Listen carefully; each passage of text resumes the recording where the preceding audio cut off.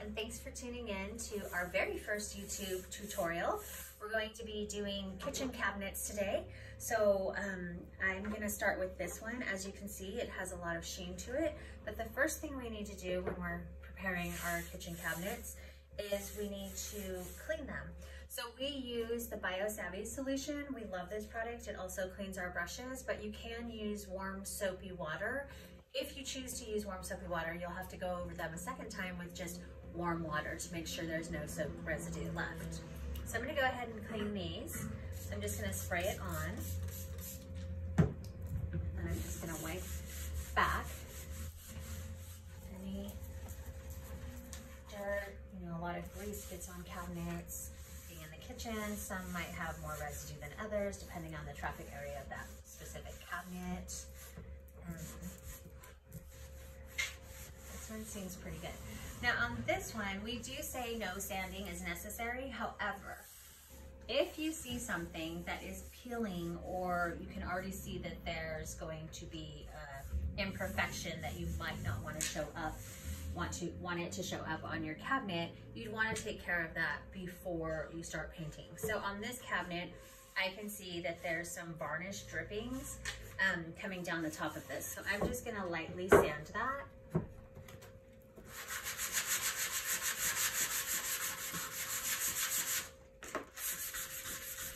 To take away that unevenness, because I do want a clean finish on these cabinets. So if I was doing a lot of just dressing and layering of paint, I might not do this, but because we want a cleaner finish on these cabinets, we definitely have to take that off. So we say, you know, priming, you know, very little prep, but sometimes with a kitchen cabinet or even furniture, you'll have to do some prepping like this. It still makes it a lot easier just to use the chalk paint rather than other paint because there are less steps. But you have to think, if you're replacing an entire kitchen, the money and the time that would take, and when you're doing it yourself, you really want it to turn out nice. So take that extra time and sand out any imperfections that you don't want to show up. I'm just gonna spray it again to get all that off. Wipe it back. Really get in the creases here. This is a pretty flat, undetailed door, so it's a little bit easier. There aren't any raised panels, but I did get all that extra shellac off. I think there's a little bit more that I want to get off here.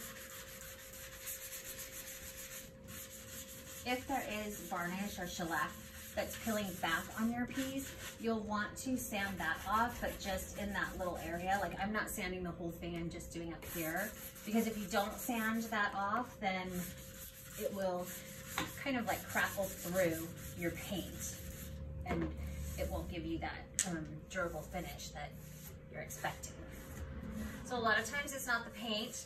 Well, I would say almost all the time it's not the paint. It's not doing the right prep work. So if you get imperfections or things that aren't turning out right, it's probably a step that was skipped in the process. So since I don't want to keep you guys here the whole time I'm doing these, I'm going to switch out. And I already started this cabinet. So this side is painted with 2 coats. This side is painted with the very first coat. So when you do the first coat, you're going to see a lot of the color through it. I just put that on really fast in every direction and then let that completely dry. Another mistake people make is they do not let the paint dry enough in between coats. So this is a really durable paint, but depending on the weather, sometimes it takes a little bit of time to dry and other times it takes a longer time. So yesterday I was painting this and there's a lot of humidity, and I waited about an hour in between each coat. So there's 2 coats on that. So it did take a little bit longer.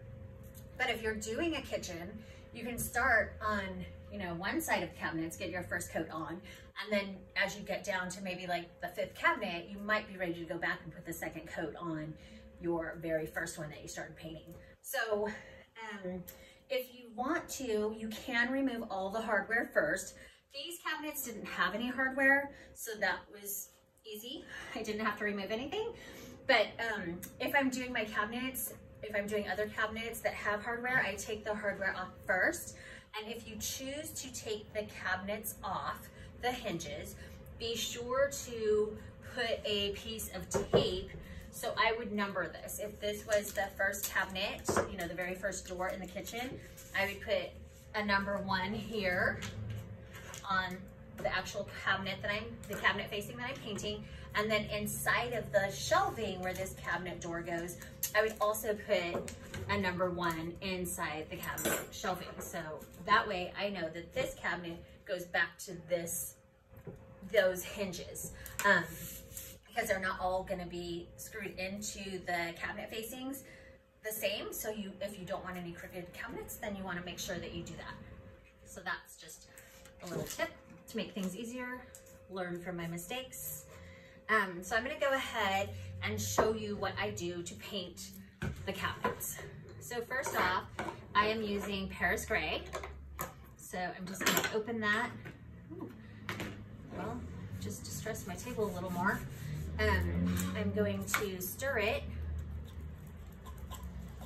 So I'm just stirring that up. And this is a mini can, so usually you'd have a bigger can. And then you just pour, you don't want to add water directly to the can. So you want to pour some into a separate container, which I just did. And then it's really thick. So I don't know if you guys can see that, but it's pretty thick. So I want to water that down just a little bit. So I'm just do about 3 squirts of water. Then I always tell people, like, the way that I know how much water to put is just make it like an inexpensive ranch dressing consistency, and then you'll be at the right amount. So I need a little bit more. Oh, hi.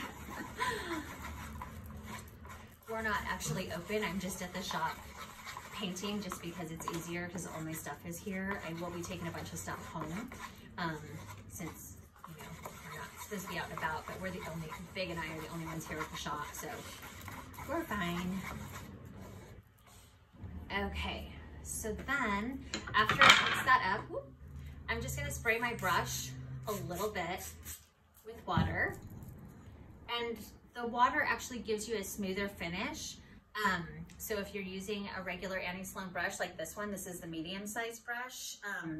If you're using this, you'll just want to wet the bristles just a little bit and then put it in your paint. And not too much. The brush holds a lot, so I don't ever go up past that on my brushes. So then I just go ahead. So I have my first coat on, and as you saw, that I did that really fast and just one coat, let it completely dry. So then my second coat, I go in every direction still. It takes that second coat so nicely. When you put the first coat on, you know, you really want to work with a thin layers of paint. So this is going to be my second coat on this, and there will be a couple little areas that it looks like I'll have to go back and do just a third coat on just a little tiny section. And when you're brushing, you want to, let me brush, it's shedding just a little bit.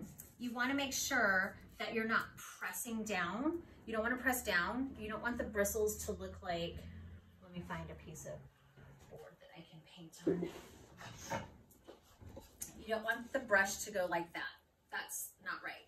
You're pressing too hard. You want it to just kind of go through, you know, just lightly sweeping it. I always think of Beauty and the Beast and how the little duster dances around in the movie. And this is what it reminds me of. So you just kind of like lightly feather it, don't press, just go across the top of the paint. Otherwise you're going to get a lot of brush strokes and you're going to get, it's going to start looking really thick. So I'm gonna let that dry now. I'm gonna blend it into what I did yesterday.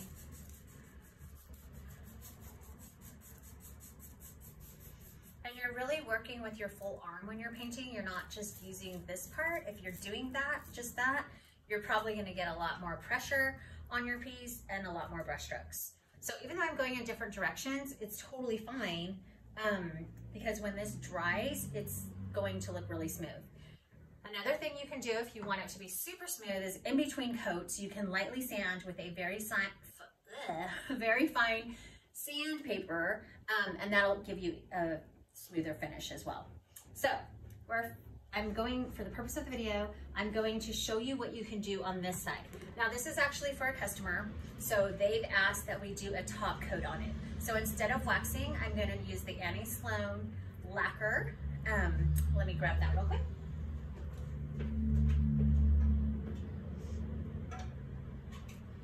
So we have the Sloan clear matte lacquer, which is amazing. It feels super velvety. Love that product.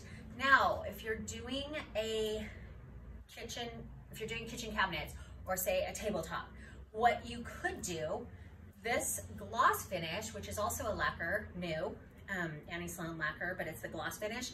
If you put your paint and then you put the gloss finish and then you put your matte finish, it'll still be matte, but this gloss finish gives it even more durability.